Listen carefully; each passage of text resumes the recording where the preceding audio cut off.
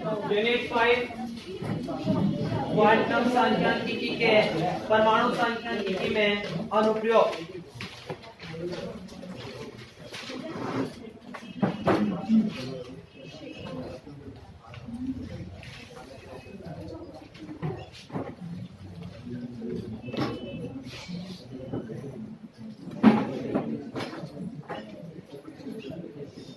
Unit 5 quantum सांख्यिकी के परमाणु सांख्यिकी में अनुप्रयोग।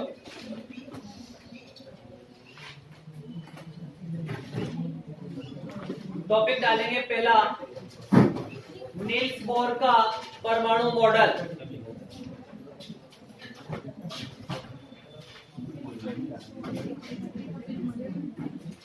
नील्स बोर का परमाणु मॉडल। नील्स बोर का परमाणु मॉडल। देखो ये पढ़ रखा है, हाँ मुझे पता है। नील्स बोर ने परमाणु की संरचना के बारे में एक मॉडल प्रस्तुत किया जिसे क्या कहते हैं, नील्स बोर का परमाणु मॉडल कहते हैं।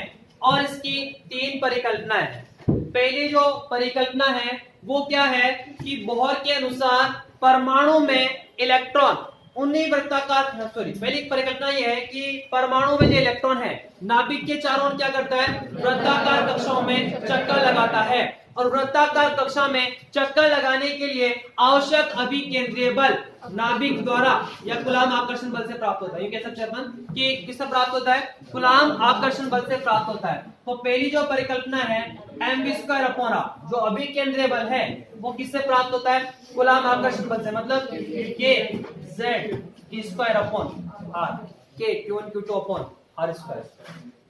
ठीक है, ये तो पहली परिकल्पना होगी। दूसरी परिकल्पना क्या है कि इलेक्ट्रॉन नाभिक के चारों ओर उन्हीं वृत्ताकार कक्षाओं में चक्कर लगाते हैं जिनमें उनका कोणीय संवेग क्या हो, h/2π का कोण गुणज हो। मतलब mvr n h/2π या nh क्रॉस पहली परिकल्पना होगी। दूसरी होगी तीसरी परिकल्पना। तीसरी परिकल्पना क्या है कि जब इलेक्ट्रॉन एक ऊर्जा स्तर से दूसरे ऊर्जा स्तर में संक्रमण करता है तो वो फोटोन का अवशोषण या उत्सर्जन करता है। जब इलेक्ट्रॉन निम्न ऊर्जा स्तर से उच्च ऊर्जा स्तर में संक्रमण करता है तो फोटोन का क्या करता है, अवशोषण करता है। क्या करता है, अवशोषण। गामा रे फोटोन होती ना,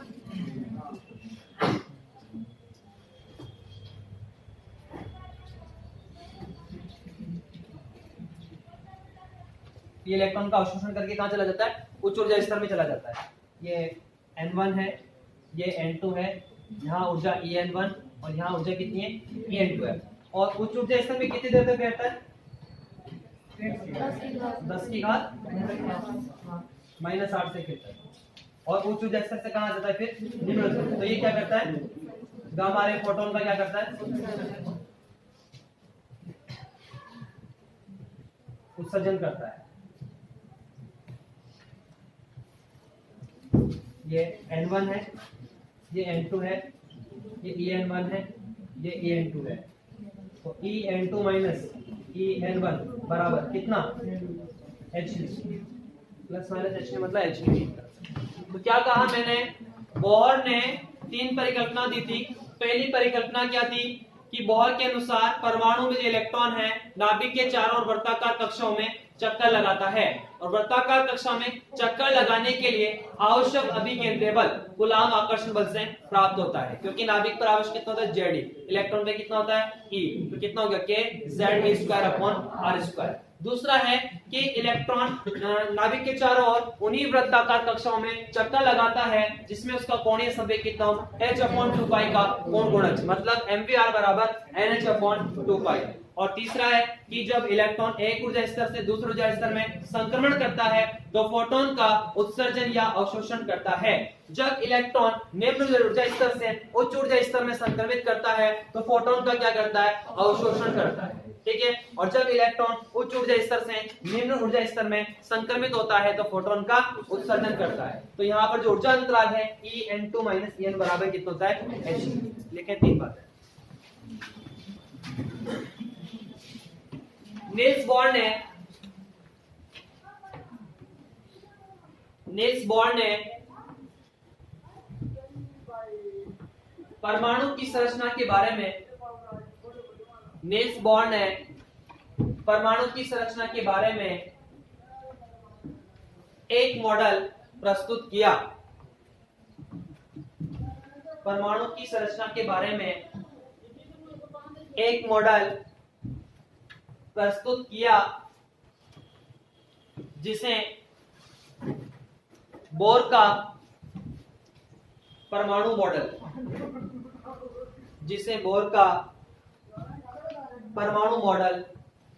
कहते हैं, जो निम्न परिकल्पनाओं पर आधारित है।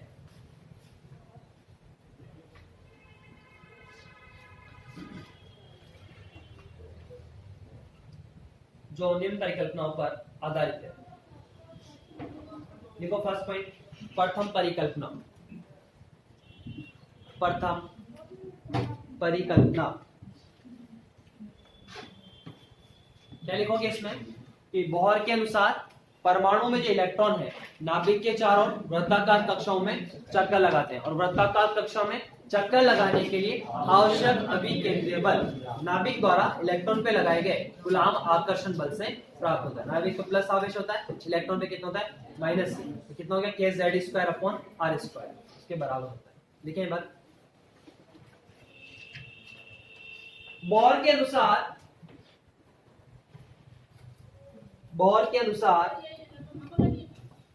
परमाणु में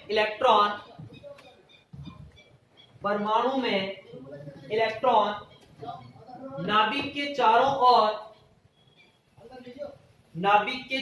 ओर वृत्ताकार कक्षाओं में चक्कर लगाते हैं। नाभिक के चारों ओर वृत्ताकार कक्षाओं में चक्कर लगाते हैं। वृत्ताकार कक्षा में चक्कर लगाने के लिए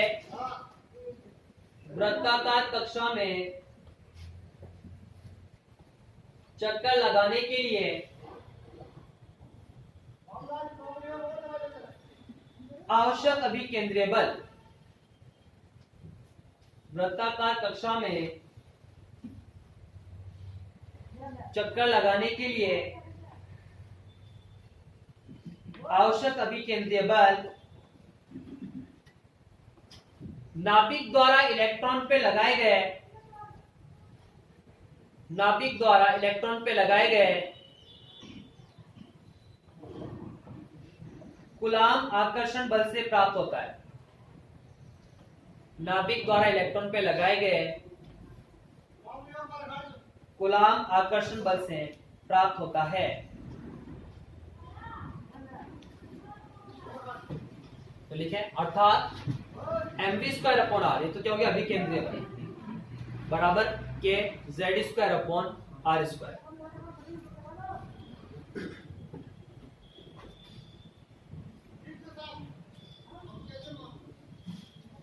सेकेंड पॉइंट, सब लिख लिया, mv²/r बराबर kz²/r। सेकेंड पॉइंट लिखना, द्वितीय परिकल्पना, सेकेंड पोस्टुलेट, द्वितीय परिकल्पना। इसमें लिखोगे, इस परिकल्पना के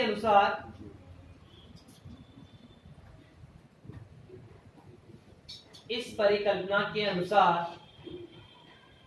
इलेक्ट्रॉन नाभिक के चारों ओर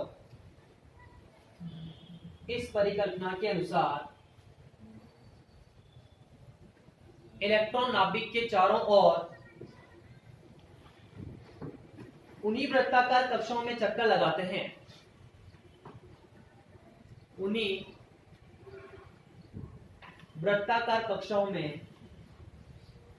लगाते हैं। जिनमें इनका कोणीय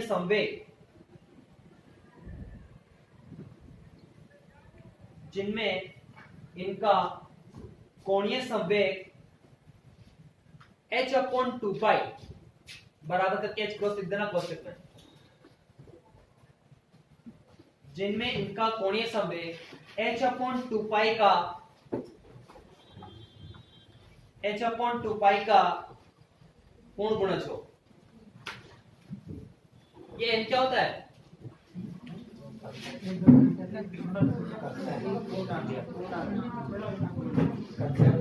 n बराबर याद है तुम्हें क्या होता है? ये क्या नाम है इसका? n को क्या बोलते हैं?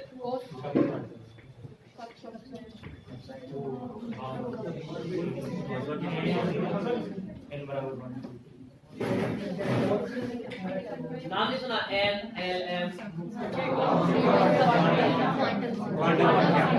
मुख्य क्वांटम संख्या, प्रिंसिपल क्वांटम नंबर, और l क्वांटम संख्या, और m चुंबकीय क्वांटम संख्या। कहाँ याद है? याद है? अभी तो बड़ी मुश्किल से बताया। अर्थात करके लिखो mvr बराबर nh/2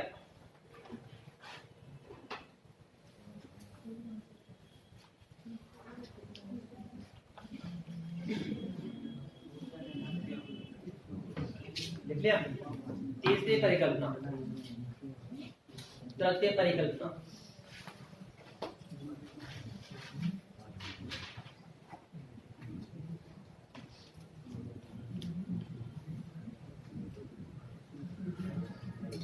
क्या लिखोगे? जब इलेक्ट्रॉन परमाणु में, पहले समझ लें, एक कक्षा से दूसरी कक्षा में संक्रमण करता है, एक कक्षा से दूसरी कक्षा में संक्रमण करता है, तो या तो फोटोन का अवशोषण करता है या उत्सर्जन करता है। तो जब इलेक्ट्रॉन निम्न ऊर्जा स्तर से उच्च ऊर्जा स्तर में संक्रमित होता है तो फोटोन का क्या करता है? अवशोषण करता है। और जब उच्च ऊर्जा स्तर से निम्न ऊर्जा स्तर में संक्रमित होता है तो फोटोन का उत्सर्जन होता है। देखिए बात, जब इलेक्ट्रॉन परमाणु में, जब इलेक्ट्रॉन परमाणु में एक कक्षा से दूसरी कक्षा में संक्रमण करता है,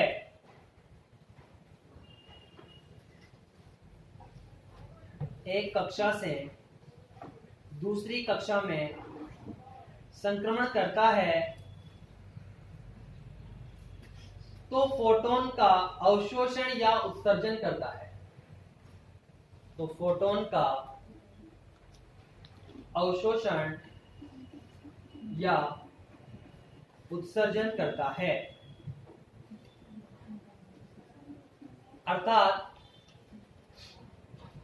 अर्थात जब इलेक्ट्रॉन निम्न ऊर्जा स्तर से, अर्थात जब इलेक्ट्रॉन निम्न ऊर्जा स्तर से उच्च ऊर्जा स्तर में संक्रमण करता है, निम्न ऊर्जा स्तर से उच्च ऊर्जा स्तर में संक्रमण करता है, तो फोटोन का अवशोषण होता है,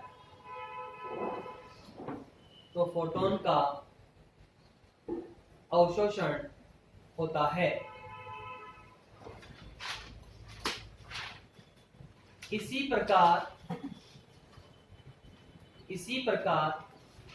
जब इलेक्ट्रॉन उच्च ऊर्जा स्तर से निम्न ऊर्जा स्तर में संक्रमण करता है, उच्च ऊर्जा स्तर से निम्न ऊर्जा स्तर में संक्रमण करता है, तो फोटोन का उत्सर्जन होता है, तो फोटोन का उत्सर्जन होता है। दोनों डायग्राम बना के लास्ट समीकरण लिख लो, अर्थात En2 - En1 बराबर h न्यू, चाहो तो प्लस माइनस h के बराबर।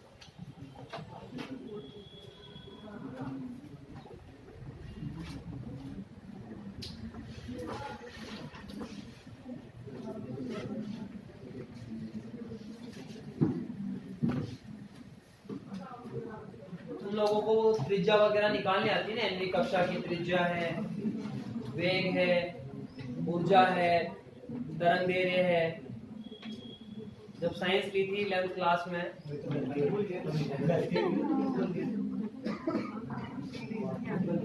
पढ़ा होगा ना वो, केमिस्ट्री में, फिजिक्स में भी पढ़ा होगा, पढ़ा था।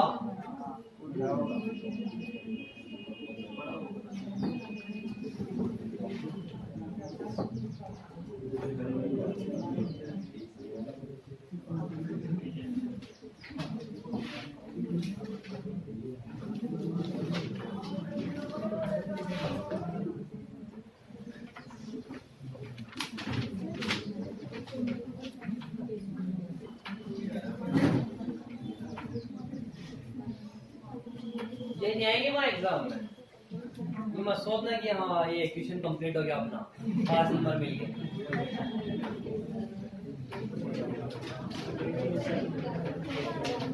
यूनिट की स्टार्टिंग के लिए थोड़ा बेस बनाना पड़ता है उसका,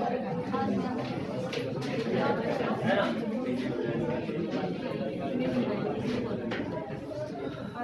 टॉपिक डालेंगे, हो गए, हो जाओगे या मैं करवाऊं? हो जाएंगे ना, बस ज्यादा आवाज आ रही है मुझे। गणितीय विश्लेषण, गणितीय विश्लेषण।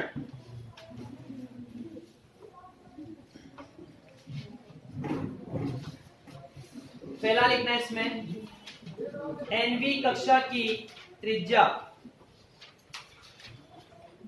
एनवी कक्षा की त्रिज्या, ठीक है। एनवी कक्षा की त्रिज्या अपन निकालते हैं। देखो, बोर की प्रथम परिकल्पना से,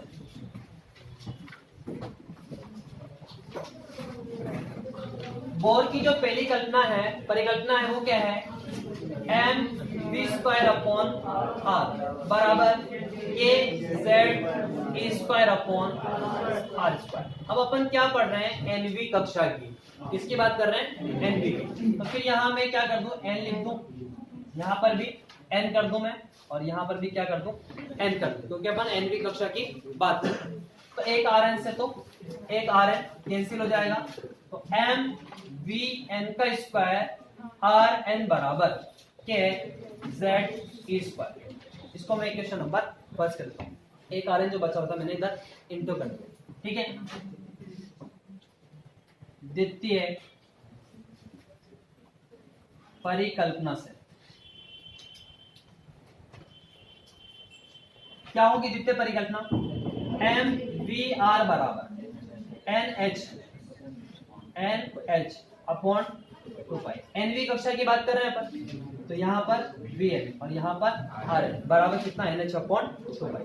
इसका वर्क कर दूं मैं, एम स्क्वायर वी एन का स्क्वायर आर एन का स्क्वायर बराबर N square H square upon 4 pi square.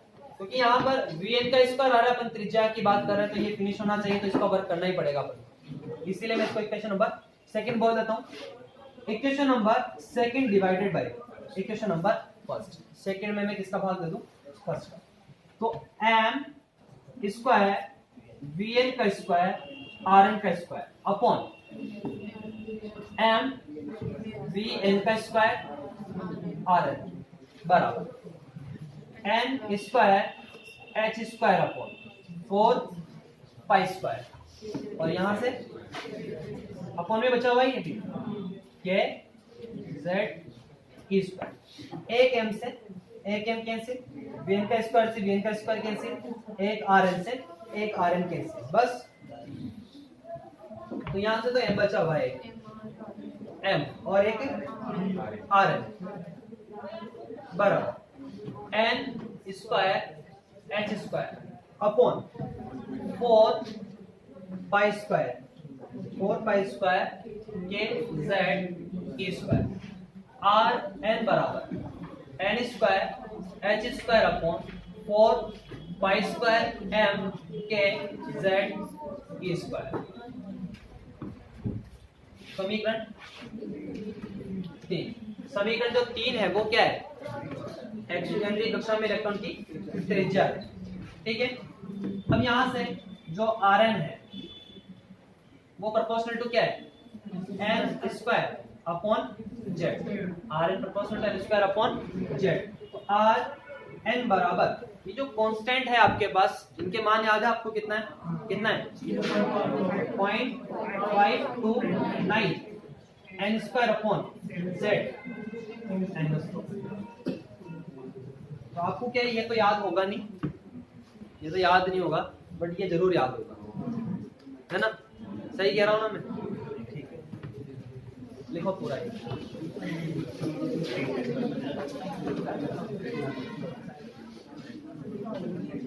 पूरा लिख लो।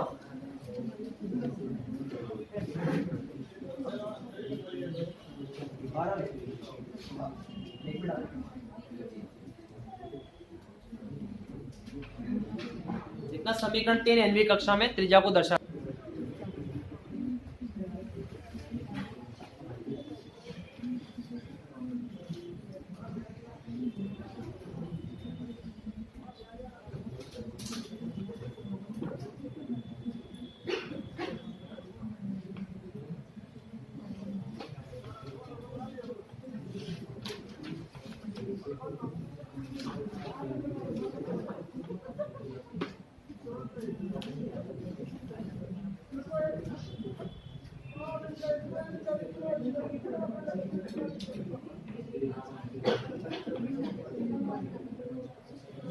हो गया?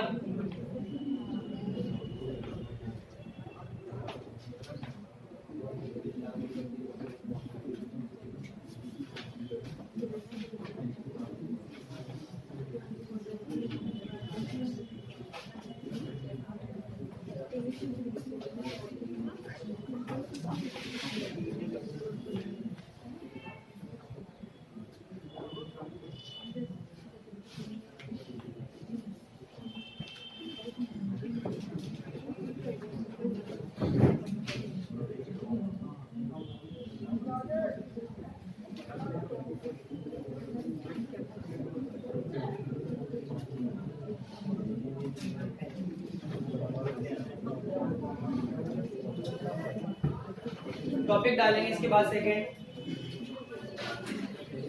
nवीं कक्षा में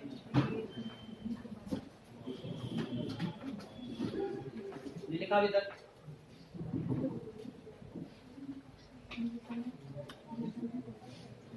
nवीं कक्षा में इलेक्ट्रॉन का वेग,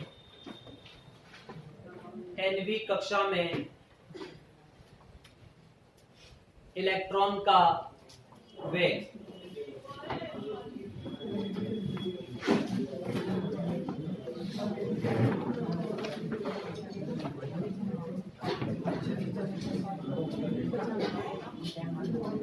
देखो, बातें नहीं सुनो। बोर की प्रथम परिघटना है, इसे अपने पास mv स्क्वायर अपॉन Rn बराबर kz स्क्वायर अपॉन Rn।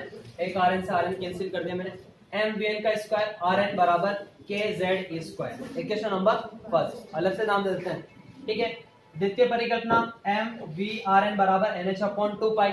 मुझे क्या करना है? वेग निकालना है। तो इसमें इसका भाग दे दूं मैं, ताकि m से n कैंसिल हो जाए, r से r कैंसिल हो जाए और vn बच जाए। ठीक है, तो इसको इक्वेशन नंबर सेकंड बोल देते हैं, और equation number first divided by equation number second. तो क्या आएगा अपने पास? mvn का square rn upon mvn rn बराबर kz square upon nh upon 2 पाई। m से m कैंसिल हो गया, rn से rn कैंसिल हो गया, और एक vn से एक vn कैंसिल हो गया। तो कितना है अपने पास? vn बराबर 2 पाई के z स्क्वायर अपॉन nh। समीकरण कौन सा है? 3। तो यहां से देखो vn प्रोपोर्शनल टू क्या है? z upon n, z upon n। vn बराबर कितना? 2.198 इंटू 10⁻⁶ कहीं उल्टा सीधा तो याद नहीं रहे क्या? हाँ जेड बाई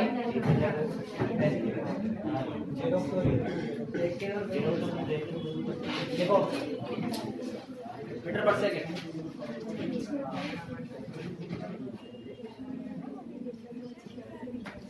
हाँ मैं उम्मीद भी नहीं कर रहा क्योंकि काफी टाइम हो गया, नहीं कर रहा मैं उम्मीद। पूरा लिखना ही है।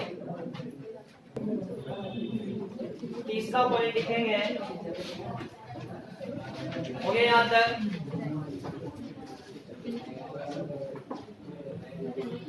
बीएससी बीएड वाले धीरे धीरे लिखते हैं, माना कि तुम्हारा पेपर लेट है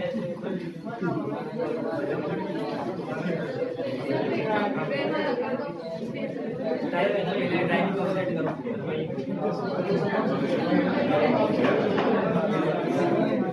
चलो लिखो एनपी कक्षा की ऊर्जा,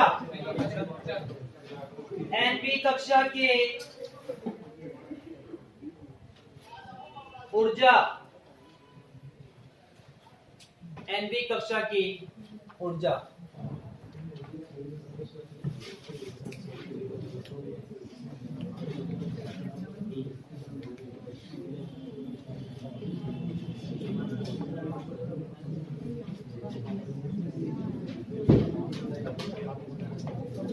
देखो वी नो दैट, हम जानते हैं कि जो टोटल एनर्जी वो क्या होती है, kinetic energy plus potential energy. यही है एनपी कक्षा की बात कर रहा हूँ, ये लिख देता हूँ, लिख सकता हूँ। तो kinetic energy plus potential energy, इसको मैं इक्वेशन नंबर फर्स्ट कह देता हूँ। आप जानते हो कि जो काइनेटिक एनर्जी है वो कितनी थी, 1/2 mv²। एनवी की बात कर रहे हैं, वे लिख देता हूँ, ठीक है। इक्वेशन नंबर सेकंड, जो प्रथम परिकल्पना है वो क्या है, mv² अपॉन r बराबर k z e² अपॉन r²। एनवी की बात कर रहे हो, एन लगा दो। मैं एम वी एन स्क्वायर का मान निकालना चाहता हूँ, तो इस आर एन से एक आर एन आप कैंसिल कर दो, तो एम वी एन का स्क्वायर बराबर K Z E square upon R N. Equation number ये वैल्यू अपन यहाँ पुट कर देते हैं from equation number second and third. तो काइनेटिक एनर्जी बराबर 1/2 K Z E square upon R, equation number 4, ठीक है। और जो पोटेंशियल एनर्जी अपने पास वो क्या होती है, देखो के Q1 Q2 अपॉन आर, के Q1 Q2 अपॉन आर। के Q1 की जगह पहले नाभिक के लिए नाभिक का जेड ई, दूसरे के लिए इलेक्ट्रॉन के लिए minus E upon R N. तो पोटेंशियल एनर्जी क्या होगी अपने पास, minus K Z E square upon R N. Equation number कौन सी है, 5। अपने पास काइनेटिक एनर्जी आ गई और पोटेंशियल एनर्जी आ गई, वैल्यू पुट करते हैं अपन from equation number first 4 and 5। तो ई एन बराबर kinetic energy 1/2 K Z E square upon R N minus K Z E square upon R N. E N बराबर कितनी बची, माइनस की 1/2। अरे ये K Z square upon R N common ले लिया, तो 1/2 minus 1 K Z square upon R N, समीकरण 6। क्योंकि आर एन बराबर N square H square upon 4π² M K Z E square, यही था क्या, अभी आई थी ना ये समीकरण अपने पास। Equation number 7 from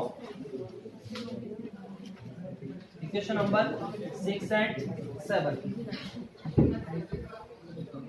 E N बराबर -1/2 K Z E square upon R N. R N का मान ये रहा अपने पास, तो एन स्क्वायर एच स्क्वायर और ये 4π² M K Z E square, ठीक है। तो ई एन बराबर minus 2 pi square m k square z square e की power 4 upon n square h square. ये भी काम आएगा क्या कहीं? क्या आएगा? तरंग देने कितनी का लिखा आप लोगों ने?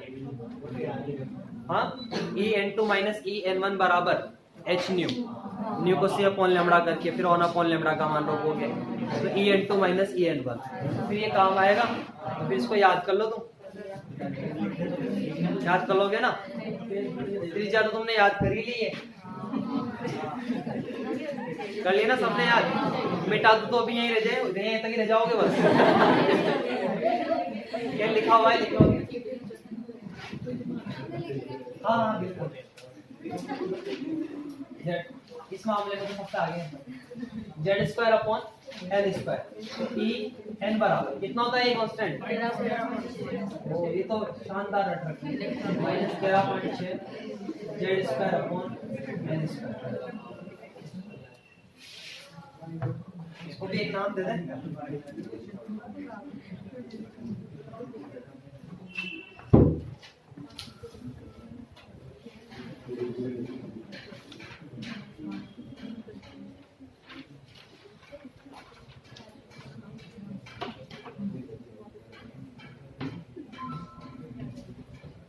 अभी हाइड्रोजन परमाणु की भी बात कर लेंगे। Z बराबर 1 लिख देंगे।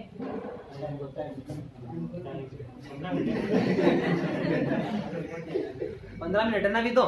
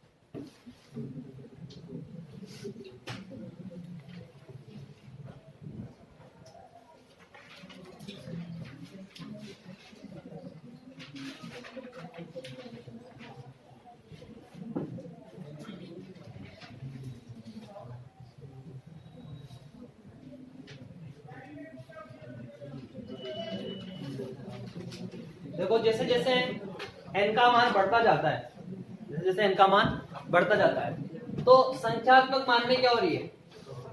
कमी। देखो ना 13.6 संख्यात्मक मान बोल रहा हूं मैं, ये माइनस को मतलब इंक्लूड नहीं कर रहा। संख्यात्मक मान क्या हो रही है? कमी। परंतु अगर ऋण चिन्ह के साथ देखें तो संख्यात्मक मान में क्या हो रही है? वृद्धि हो रही है। और जब n टेंड्स टू अनंत हो जाता है, या बोलो कि n बराबर जब अनंत हो जाता है तो ऊर्जा कितनी जाती है? अधिकतम, मैक्सिमम। बना लेना है तो फिर अलग से कहोगे तुम कि सर n बराबर 1 पे लिखा हो, n बराबर 2 पर, n बराबर 3 पर।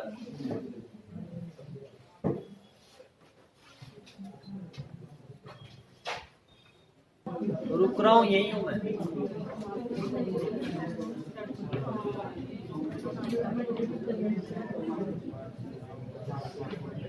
जैसे जैसे छोटा सा डायग्राम बना लो तो इतना टाइम कितना लग रहा है?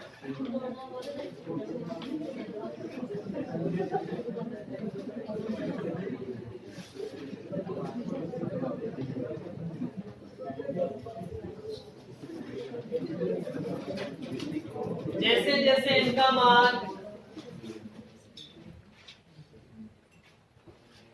बढ़ता है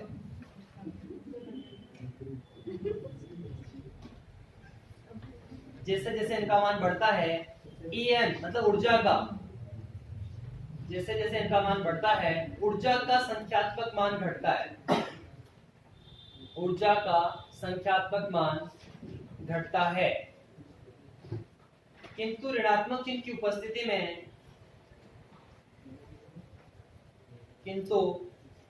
ऋणात्मक चिन्ह की उपस्थिति में सैद्धांतिक मान में वृद्धि होती है,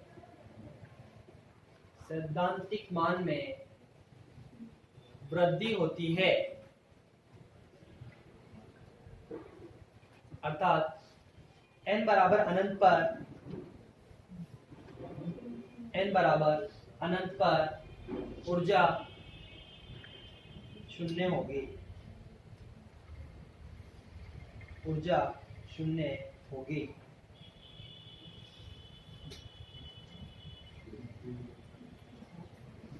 अभी तो टाइम है ना 5 मिनट हो गया टाइम नहीं है? ठीक है चलो आज के लिए इतना ही।